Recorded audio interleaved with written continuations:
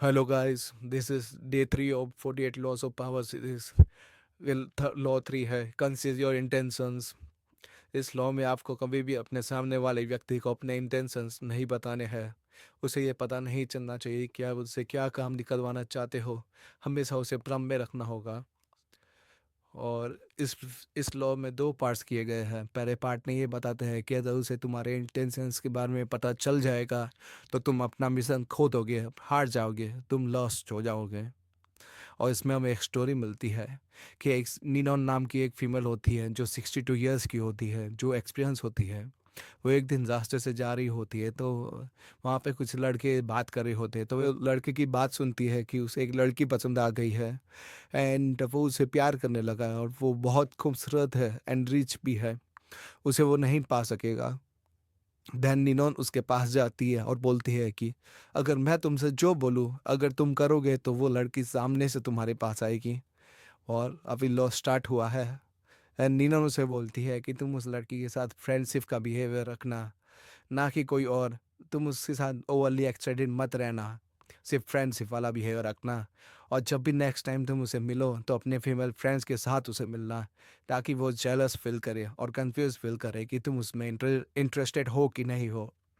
And ये लड़कियों का फेनोमेना है कि अगर सारी लड़कियां किसी लड़के को पसंद करती है तो वो लड़की तुम में ज़्यादा इंटरेस्टेड होगी और वो कंफ्यूज हो जाएगी। एंड नेक्स्ट टाइम जब वो तुम्हें बुलाए तो तुम्हें जाना नहीं है, तुम्हें उसे वेट कराना है। और तुम अचानक से उसे कहीं भी मिल लाना, ताकि वो तुम्हारा नेक्स्ट मूव समझ ही ना पाए कि तुम क्या कर रहे हो, क्या करना चाहते हो। और वो कंफ्यूज ही हो जाए और कंफ्यूज स्टेट में तुम्हें एक्सेप्ट करे।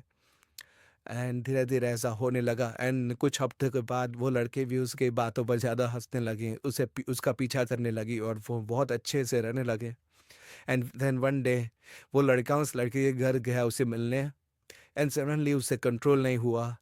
तो उस लड़के ने उसकी लड़की का हाथ पकड़ बोल पड़ा कि आई लव यू, मैं तुमसे बहुत प्यार करता हूँ, बहुत पहले से प्यार करता हूँ।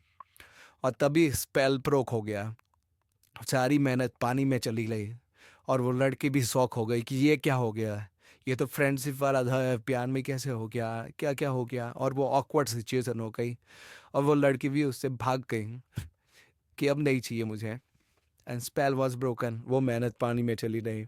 इसलिए ये लॉ बताता है कि कभी भी सामने वाले व्यक्ति को अपने इंटेंशंस के बारे में पता लगने ही नहीं देना है। अगर उसे लग गया तो आप हार जाओगे, सिंपल।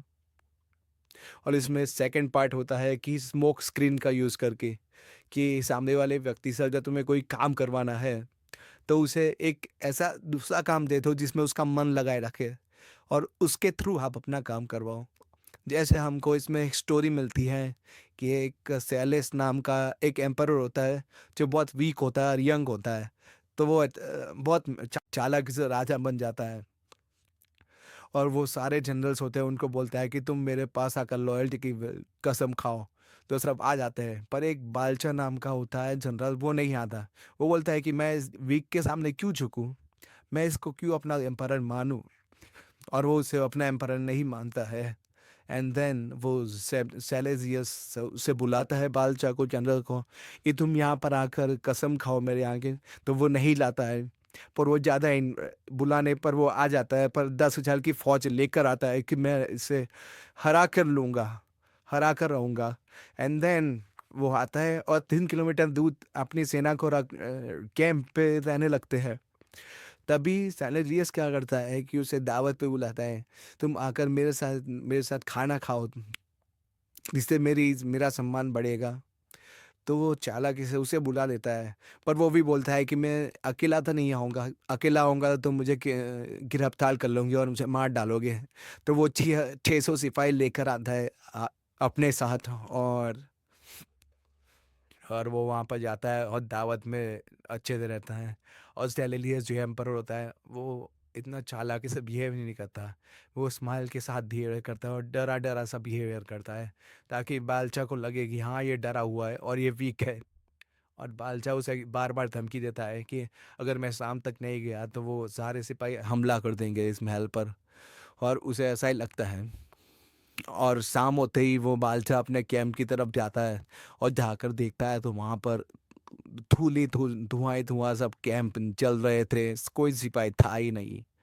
एंड तभी उसे मालूम पड़ता है कि सेलेलियस ने एक दूसरे साइड से अपनी एक आर्मी भेजी थी यहाँ पर, और उसने हमला नहीं किया उन पर, उन्हें खरीद लिया उनके सारे हथियारों सहित, ताकि उसकी आवाज़ महल तक सुनाई ना दे और वो 600 सिपाही लेकर वापस युद्ध करने ना जाए। और सारे सिपाही को खरीद लिया और सारे सिपाही चले भी गए। और नाउ द बालचा जो जनरल था वो बहुत हेल्पलेस फेस कर रहा था। उसने बोला कि अब मैं वापस जाऊंगा और सेना लेकर आऊंगा, बट जो सेना सेलेलियस की थी उसने उसका रास्ता रोक लिया, और अब उसके पास कोई रास्ता ही नहीं बचा था, और उसने सरेंडर कर दिया और सेलेलियस ने उसे मार डाला। And then the story over. और उसके रेंज में कभी भी वो हारा नहीं है। और सबसे वीक उसको सब बोलते रहे, सबसे वीक बोलते रहे, बुद्धिमान नहीं था वो, ऐसा बोलते रहे। और सबसे ज़्यादा हुकूमत सबसे ज़्यादा साल हुकूमत उसी राजा ने की थी। न- ये होती है कि अपने इंटेंशन कभी दूसरों को दिखाओ नहीं, उसे भ्रमित कर दो, उसे कोई दूसरा काम दिखा दो कि हाँ ये काम हो रहा है, पर अंडर नहीं अंडर आप तो अपना काम कर ही रहे हो।